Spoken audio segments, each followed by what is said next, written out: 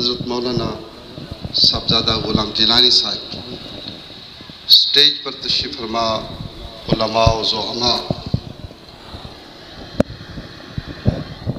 آپ تمام برادران السلام، السلام علیکم ورحمۃ اللہ وبرکاتہ۔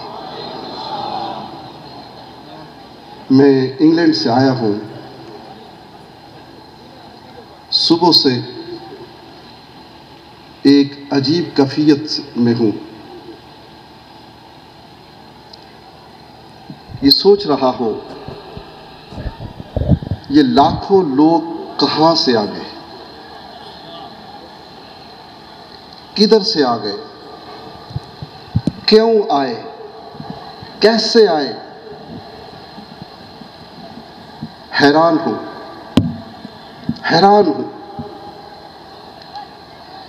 جواب تلاش کر رہا ہوں کہ مجھے جواب ملے یہ لوگ کہاں سے آئے۔ ایک بندے نے فقط ایک بندے نے خدمت کا کام شروع کیا،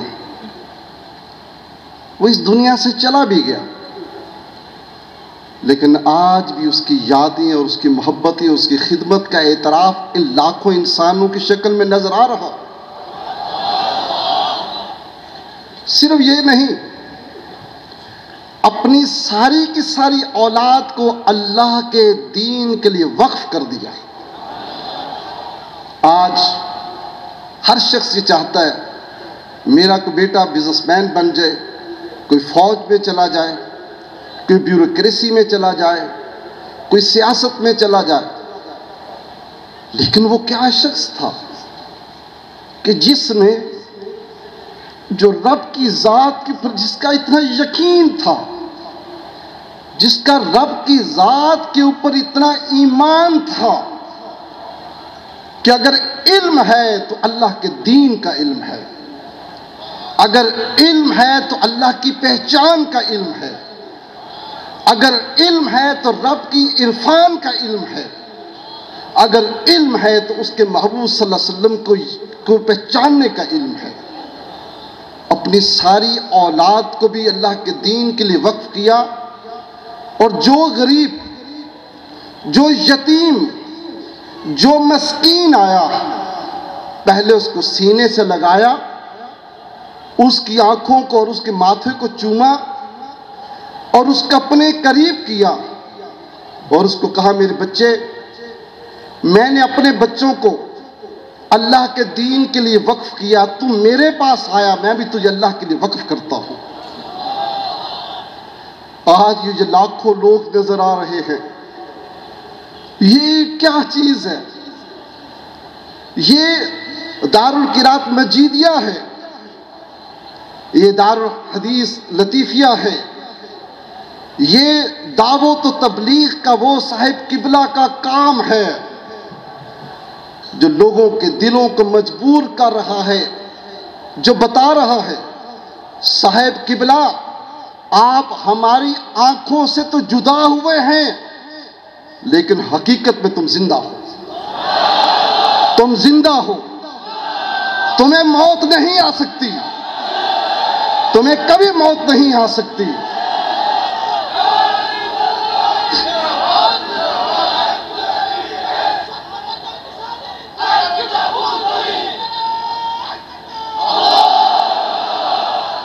معلوم نہیں آپ کو اس بات کا یہ علم ہے یا نہیں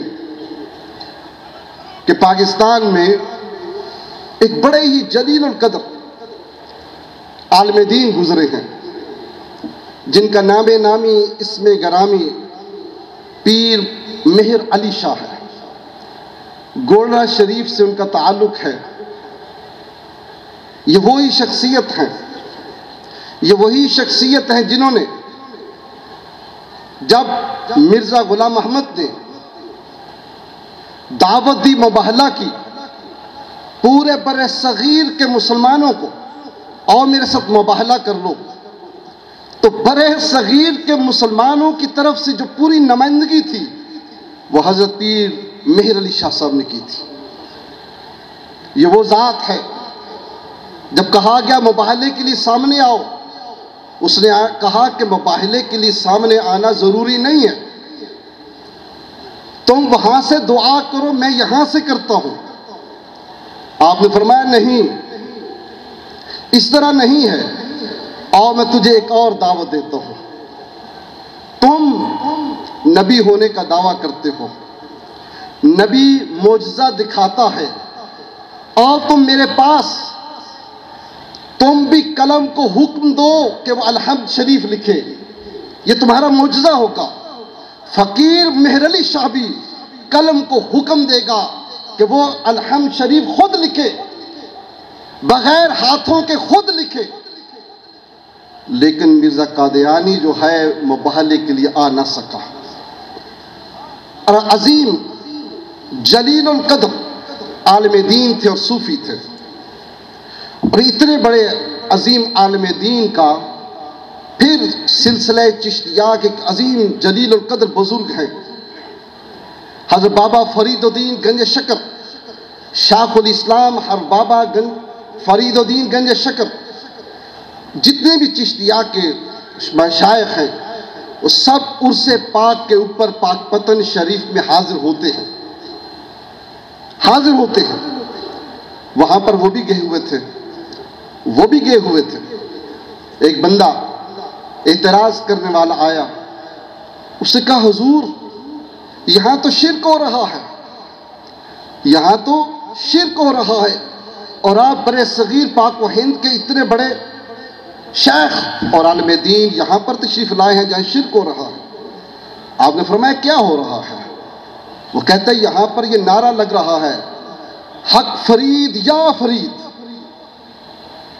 حق فرید یا فرید کا نعرہ لگ رہا ہے، اور آپ یہاں پر تشریف لائے ہیں، کیوں آپ آئے ہیں؟ آپ نے فرمایا کہ رب نے وعدہ کیا تھا، رب نے ایک وعدہ کیا تھا۔ اس نے کہا جی کیا وعدہ تھا؟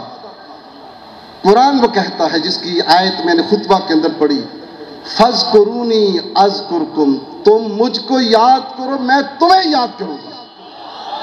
میں اس وعدے کی تکمیل دیکھنے کے لیے آیا ہوں جس بابا فرید الدین گنج شکر نے زندگی بھر رب کو یاد کیا، کیا رب نے بھی اس کو یاد کیا ہے یا نہیں؟ فرماتے ہیں یہ جو نعرہ ہے نا، حق فرید یاد فرید، اللہ کی طرف سے دعوت ہے اور دعویٰ ہے اور دلیل ہے کہ رب نے اس کے ذکر کو قبول کیا۔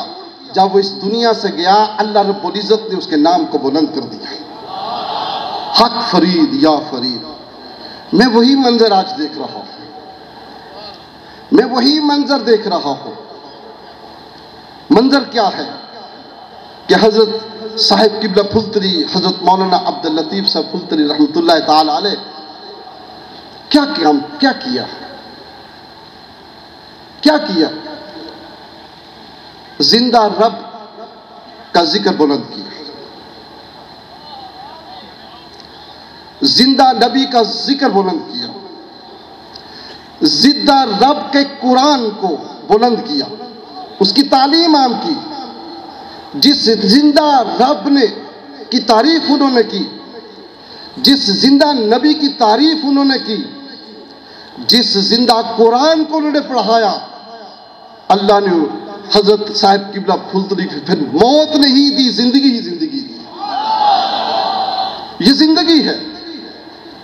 اور قرآن مقدس میں حضور نبی کریم صلی اللہ علیہ وسلم نے ارشاد فرمایا، بلغوا عنی ولو آیا، اگر ایک آیت بھی تمہیں آتی ہے اس کی تبلیغ کرو، اگلے تک پہنچا دو۔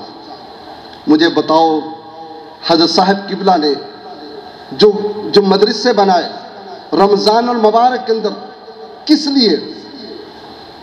صرف قرآن مقدس کو سیدھا کر لو، صرف قرآن مقدس کو پڑھنا سیدھا کر لو۔ یہ قرآن کا مہینہ ہے، یہ رمضان کا مہینہ ہے، اور اس قرآن کے ساتھ محبت پیدا کرو۔ اس زندہ قرآن کی محبت کو لوگوں کو دلوں میں ڈالا، اس زندہ قرآن کی قرات کو ٹھیک کیا، تجوید کی لوگوں کو ٹھیک کیا، پھر اس زندہ قرآن نے صاحب قبلہ پھلتری کو مرنے نہیں دیا۔ صرف یہی نہیں، ایک اور بھی چیز، ہم انگلینڈ میں رہتے ہیں، 1960s کے اندر ہزاروں بنگلہ دیش کے لوگ انگلینڈ چلے گئے محنت کے لیے، مزدوری کے لیے، پیسے کمانے کے لیے، غربت کو دور کرنے کے لیے، حالات کو بہتر کرنے کے لیے چلے گئے۔ کہاں گئے؟ ڈھاکہ نہیں گئے، چٹاگان نہیں گئے، یورپ گئے ہیں۔ اور یورپ کی خاصیت ہے کہ جو کوئی اس کے اندر داخل ہو جاتا ہے وہ گم ہو جاتا ہے۔ یورپ کی ہسٹری ہے، بے شمار قومیں، بے شمار نسلیں اس کے اندر داخل ہوئی۔ امریکہ چلے جائیں، پورے یورپ کے اندر چلے جائیں، جو باہر کی قومیں مختلف مذہب لے کر گئی، مختلف زبانیں لے کر گئی، مختلف کلچر لے کر گئے، سب گم ہو گئے۔ صاحب قبلہ پھلتلی کا مائنڈ یہ تھا، کہیں میرے سلٹ والے بھی وہیں گم نہ ہو جائیں، میرے دین کو لے کر آنے والے کہیں دین کو نہ چھوڑ دیں۔ میرے بزرگوں نے، ہم نے ان کو دین دیا تھا، کہیں یہ گم نہ ہو جائیں۔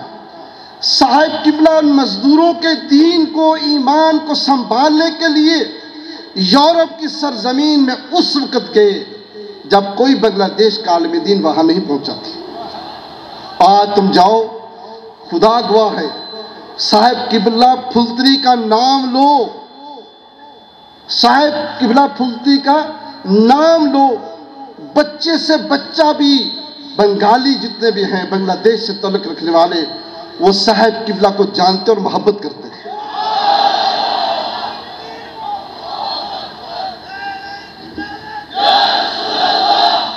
اس کی وجہ کیا ہے؟ قرآن کو محبت، قرآن سے محبت کی۔ لاکھوں ہاں لوگ قرآن کے لیے تیار کیے۔ صرف یہی نہیں، پھر ایک اور چیز بھی بتاؤں آپ کو۔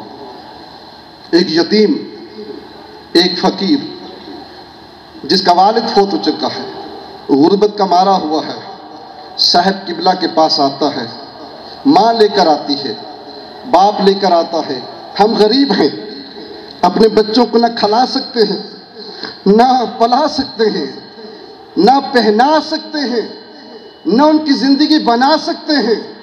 یہ میرا بچہ اپنے ہاتھ میں لے، اس کو بنا لے۔ پھر صاحب قبلہ نے کیا کیا؟ کون تھے وہ؟ آج بڑے بڑے محدثین یہاں تشریف فرما ہیں۔ میں تو اس قابل نہیں ہوں، میں تو ایک چیریٹی ورکر ہوں، کتاب کو کبھی کبھی ہاتھ لگاتا ہوں، وقت نہیں ہوتا، سفر میں اکثر ہوتا ہوں، لیکن یہاں محدثین بیٹھے ہوئے ہیں، یہاں مفسرین بیٹھے ہیں، بڑے بڑے قراء یہاں بیٹھے ہیں، بڑے بڑے علماء یہاں بیٹھے ہیں، جو ڈائریکٹ صاحب قبلہ سے فیض یافتہ ہیں۔ ہر ایک سے پوچھ لیجئے، جب تم آئے تھے کیا حالت تھی؟ کیا حالت تھی؟ وہ میں اپنی بات بتاتا ہوں، میں جب بھی صاحب قبلہ کے کسی مرید سے، بالخصوص عالم دین سے، جب میں صاحب قبلہ کی بات سنتا ہوں تو رونا شروع کر دیتے ہیں۔ کون کسی کے لیے روتا ہے؟ آج تو باپ کے لیے کوئی نہیں روتا، اپنے بھائی کے لیے کوئی نہیں روتا، اپنے رشتہ دار کے لیے کوئی نہیں روتا۔ یارو کیا وجہ ہے؟ صاحب قبلہ کا نام آتا ہے تو رونا شروع کر دیتے ہیں، کیا وجہ ہے؟ در حقیقت وہ جو یتیمی کے عالم میں، وہ غریبی کے عالم میں، وہ جب یہ علماء جو آج کے علماء ہیں وہ تشریف لائے تھے تو صاحب قبلہ نے ان کو سینے سے لگایا، ان کو محبت دی، ان کو دین کا علم دیا، فرمایا تمہاری غریبی اور یتیمی کوئی حیثیت نہیں، میں تم کو امت کا امام بناؤں گا، میں تم کو امت کا شیخ الحدیث بناؤں گا، میں تم کو امت کا شیخ الادب بناؤں گا، میں تم کو شیخ الفقہ بناؤں گا، میں تم کو شیخ التفسیر بناؤں گا۔ دنیا والے دیکھتے رہ جائیں گے، میں وہ سنت پر عمل کروں جو رسول اللہ صلی اللہ علیہ وسلم نے کی تھی، میں اس سنت پر عمل کروں گا۔ جب صحابہ، ان پڑھ صحابہ، کم علم والے صحابہ حضور صلی اللہ علیہ وسلم کی خدمت میں حاضر ہوئے، اللہ کے نبی نے ان کو دنیا کا امام بنا دیا۔ دنیا کا سپہ سالار بنا دیا. جس نے بھی اللہ کی رضا کی خاطر اس زندہ رب کی مخلوق سے محبت کی، اللہ نے اس کو مرنے نہیں دیا. اللہ نے اس کو مرنے نہیں دیا. پھر وہ علماء آج انگلینڈ کے اندر تقریباً 1000 کے قریب علماء موجود ہیں جو کہ بنگلہ دیش سے، جو سلسلہ فلتلیہ سے پڑھے ہوئے ہیں، جو دارالقرات سے پڑھے ہوئے علیحدہ ہیں. اب مجھے بتائیں وہ اپنا شاگرد جس نے محبتیں لی ہیں، دعائیں لی ہیں، وہ اپنے استاد کو مرنے دے گا؟ کبھی مرنے نہیں دے گا. اور آج یہ بھی بتاؤں، حضور سیدنا غوث پاک کو دیکھیں، حضور سیدنا جنید بغدادی کو دیکھیں، سیدنا امام مالک کو دیکھیں، سیدنا داتا گنج بخش حجویری کو دیکھیں، حضرت اجمیری کو دیکھیں، نظام الدین اولیاء کو دیکھیں. یہ جتنے بھی بزرگ جن کے نام آج عزتوں کے ساتھ زندہ ہیں، یہ سارے کے سارے وہی لوگ تھے جو علماء بھی تھے، صوفی بھی تھے. انہوں نے علماء تیار کیے، شاگرد تیار کیے، خلفاء تیار کیے، اپنے نام کے لیے نہیں، اپنے لیے نہیں. ایک ہی سبق دیا، بیٹا جہاں بھی جاؤ گے نا، اللہ کا نام بلند کرنا، اللہ کے رسول کا نام بلند کرنا، قرآن کی تعلیم دینا. مجھے یہ بتاؤ، آج کوئی سوال کرے گا کہ ہم کیوں یہاں آئے ہو لاکھوں کے حساب سے، آپ جواب دے سکتے ہیں، میرے بھائی ہمارے استاد نے، ہمارے شیخ نے زندگی کے اندر یہ سبق ہم کو پڑھایا تھا.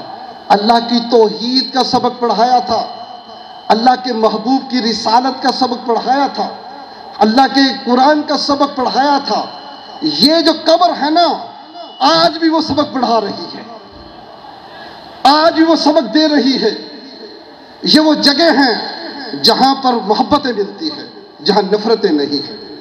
صوفی کا یہ کمال ہے کہ صوفی گناہگار سے نفرت کرتا ہے، گناہ سے نفرت کرتا ہے. صوفی گناہ سے نفرت کرتا ہے، گناہگار سے نفرت نہیں کرتا. لوگ سوال کرتے ہیں کہ جناب یہ دیکھو یہ کیسا صوفی ہے، اس کو پتہ بھی ہے کہ اس کا مرید گناہگار ہے، اس کا مرید فاسق ہے، فاجر ہے، پھر بھی سینے سے لگاتا ہے. تو صوفی کیا کرتا ہے؟ اس کو قریب کرتا ہے. وہ قریب ہوگا تو اس کا فسق ختم ہوگا، وہ قریب ہوگا تو اس کا گناہ ختم ہوگا. حضرت ذوالنور مصری رحمۃ اللہ تعالیٰ علیہ، آپ کو معلوم ہے جلیل القدر ایک اللہ کے نیک صالح ولی گزرے ہیں مصر سے، حضرت ذوالنون مصری. حضرت ذوالنون مصری وہ شخص ہیں،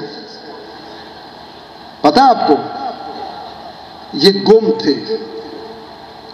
تھے، کسی کو علم نہیں تھا کہ ذوالنون مصری کون ہے، کسی کو علم نہیں تھا. جس رات کو حضرت ذوالنون مصری کا وصال ہوا، نبی کریم صلی اللہ علیہ وسلم 80 مشائخ علماء صوفیاء کو ملے. یا رسول اللہ آپ مصر میں کیسے آئے؟ فرمایا تمہیں معلوم نہیں کہ ذوالنون مصری اس دنیا سے چلا گیا؟ 80 علماء، مشائخ، صوفیاء، سادات کرام کو اللہ کے نبی مل رہے ہیں. وہ حیرانگی سے پوچھ رہے ہیں کہ حضور آپ کدھر مصر تشریف لائے؟ انہوں نے دیکھا کہ حضور مصر کی سرزمین پر ہیں. فرمایا ذوالنون مصری چلا گیا ہے. جب صبح ہوئی لوگ اپنے گھروں سے دوڑے، کون ہے ذوالنون مصری؟ تلاش کرو. پھر اتنی دنیا جنازے میں آئی تو علماء لکھتے ہیں کہ جس وقت ان کا جنازہ جا رہا تھا، پرندوں نے اکٹھے ہو کر ان کے جنازے کے اوپر سایہ کیا ہوا تھا. علماء لکھتے ہیں بادل کا سایہ تو ہم نے سنا تھا، بادل کا سایہ تو ہم نے سنا تھا، پرندوں کا سایہ ہم نے نہیں سنا تھا، پرندوں کا سایہ ہم نے نہیں سنا تھا. تو ہم نے پرندوں کا سایہ دیکھا. اس ذوالنون مصری کی بات سنانے لگا ہوں. آپ کو معلوم ہے جب قاہروں میں جائیں، جو علماء یہاں سے الازہر میں پڑھے ہیں آپ کو بتائیں گے، وہاں دریائے نیل ہے. مصر کے لوگ رات کے وقت دریائے نیل میں بیٹھ کر، کشتیوں میں بیٹھ کر سیر کرتے ہیں. وہاں کی بہت بڑی انجوائمنٹ ہے. حضرت ذوالنون مصری بھی ایک کشتی میں بیٹھے ہوئے تھے اور ذکر اذکار کر رہے تھے، ساتھ ان کے متعلقین، محبین، متوسلین تھے۔ ایک دور سے کشتی آئی، نوجوان بیٹھے ہوئے تھے کشتی میں، گٹار میوزک کا سامان اس میں تھا، اس میں تھا۔ جو مریدین تھے کہتے ہیں حضور بد دعا کیجئے ہماری اس نوجوان نسل کے لیے جو خدا کو بھول گئے ہیں، یہ میوزک چلاتے ہیں، گٹار چلاتے ہیں، زندگی میں عیاشی کی زندگی بسر کرتے ہیں، بد دعا کیجئے ان کے لیے۔ حضرت ذوالنون مصری نے فرمایا میں بد دعا کے لیے نہیں ہوں۔ جب وہ نوجوان حضرت ذوالنون مصری کے قریب آئے، ان کی کشتی قریب آئی، انہوں نے دیکھا کہ حضرت ذوالنون مصری بیٹھے ہوئے ہیں۔ نوجوان کانپ کے، حالت کے بدلنے کا ٹائم آ گیا، تقویٰ اختیار کرنے کا ٹائم آ گیا، توبہ کی قبولیت کا وقت آ گیا۔ وہ نوجوان کشتیوں کے بھی اپنے وہ جو گٹار تھے اور میوزک کا سامان توڑنا شروع کر دیا اور دریائے نیل کے اندر پھینکنا شروع کیا، اور حضرت ذوالنون مصری کے قریب جب آئے تو انہوں نے چھلانگیں مار کر کشتی کے اندر آگے حضرت ذوالنون مصری کے پاس اور آ کر توبہ کرنے لگے، استغفار کرنے لگے۔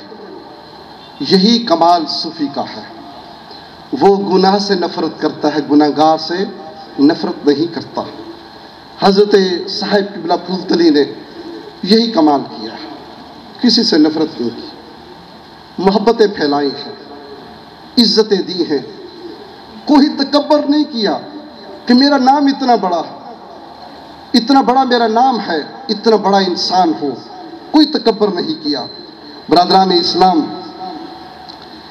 اللہ رب العزت ہمیں صاحب قبلہ کے نقش قدم پر چلا ہے، حضرت صاحب قبلہ کے نقش قدم پر چلا ہے۔ یہی جو پیغام ہے، پیغام کیا ہے؟ ان کی قبر بھی یہی پیغام دے رہی ہے۔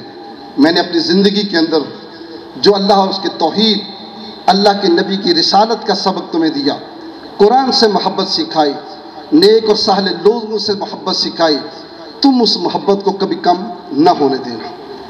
برادران اسلام، حضرت صاحب قبلہ عماد الدین صاحب تشریف فرما ہیں۔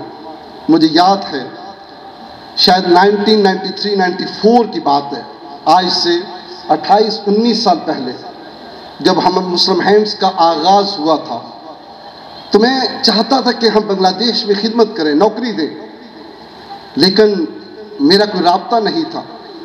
ہمارے ایک بڑے ہی جلیل القدر عالم دین علامہ شاہد رضا صاحب جو پچھلے سال ان کا وصال ہوا، میں نے ان کو فون کیا کہ حضرت میں بنگلہ دیش میں کام کرنا چاہتا ہوں، مسلم ہینڈز کام کرنا چاہتی ہے۔ فرمانے لگے کہ ایک محفل کے اندر ایک بزرگ عالم دین مولانا عبداللطیف صاحب پھولتلی، ان کے ساتھ ملاقات ہوئی تھی، ان کا ایک مرید میرے جاننے والا ہے، وہ سب سے بیسٹ ہے۔ دیکھیے اللہ ملاتا کیسے ہے، آپ کے اندر اخلاص جب ہوتا ہے نا، نیک نیتی ہے، نیت المومن خیر من عملہ، حضور نے فرمایا مومن کی جو نیت ہوتی ہے اس کی عمل سے بھی بہتر ہوتی ہے۔ تو الحمدللہ میں نے فون کیا، یہ آج سے 28 سال پہلے کی بات بتا رہا ہوں، 27 سال پہلے کی بات بتا رہا ہوں۔ پھر میں نے صاحب قبلہ بڑوں کو فون کیا، فون نمبر مجھے ملا، تو بڑی ایک میٹھی آواز مجھے ملی۔ میں نے کہا میرا نام سید لخت حسنین ہے، اللہ نے ہم کو توفیق دیا ہے کہ ہم مسلم ہینڈز کے نام سے ایک چیریٹی کا، انٹرنیشنل چیریٹی کا آغاز کریں۔ بنگلہ دیش میں ہمارے پاس کوئی صاحب ایمان اور صاحب امانتوں کی حفاظت کرنے والا کوئی شخص نہیں مل رہا، کوئی ہمیں رہنمائی کیجیے۔ فرمانے لگے میرا ایک بیٹا ہے، اس کا نام عماد الدین ہے، غریبوں سے محبت کرنے والا ہے، یتیموں سے محبت کرنے والا ہے، اور ان کے سروں کے اوپر دست شفقت رکھنے والا ہے، وہ امانت کی حفاظت کرے گا، تمہارا کام مکمل کرے گا، میں اس کو کہوں گا وہ تم سے بات کرے۔ وہ زمانہ موبائل کا نہیں تھا، لینڈ لائن کا زمانہ تھا، گھروں میں جو فون ہوتے ہیں وہ کسی کسی کے پاس ہوتے تھے۔ تو صاحب قبلہ عماد الدین صاحب عبدالبصیر چودھری صاحب کے پاس ان کے گھر میں تشریف لائے۔ وہ دن اور آج کا دن مسلم ہینڈز بنگلہ دیش کے اندر نوکری دے رہی ہے۔ میں اس کی تفصیلات میں جاؤں کہ روہنگین ریفیوجیز کے اندر ہم نے کیا خدمت کی۔ سینکڑوں بچے یتیم غریب مسکین ہمارے اسکول آف ایکسیلنس کے اندر تعلیم حاصل کر رہے ہیں۔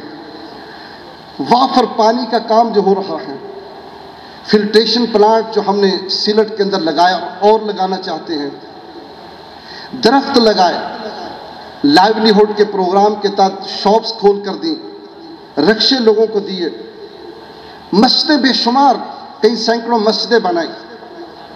الحمدللہ یہ سارا کام صاحب قبلہ حضرت عماد الدین صاحب کی سرپرستی میں ہو رہا ہے۔ واللہ سچ بات یہ ہے، اصل چیز ایمانت کی حفاظت ہے۔ اصل چونکہ یہ غریبوں یتیموں مسکینوں کا مال ہے، یہ ہمارا نہیں ہے۔ ہمیں اللہ تعالیٰ نے یہ توفیق عطا کی نوکری دینے کی۔ وہ سیدنا سلیمان علیہ السلام نے فرمایا رب اوزینی ان اشکر نعمتک التی انعمت علی وعلی والدی، یا الہی جو نعمتیں تو نے مجھ کو عطا کی، یہ دعا ہے سیدنا سلیمان علیہ السلام کی۔ وہ فرماتے ہیں، عرض کرتے ہیں، اے میرے مالک مجھ کو اور میرے والدین کو جو تو نے نعمتیں عطا کی، ان نعمتوں کا شکر ادا کرنے کی توفیق بھی تو خود دے۔ یہ بات ذہن میں رکھیے گا، نعمت کا ملنا اور چیز ہے، لیکن اس کا شکر ادا کرنا۔ میں رب کا شکر ادا کرتا ہوں، کوئی بندہ شکر ادا نہیں کر سکتا جب تک اللہ توفیق نہ دے، وگرنہ انسان تکبر میں آ جاتا ہے۔ دولت آتی ہے، رب کا شکر نہ ہو تو تکبر آتا ہے، اقتدار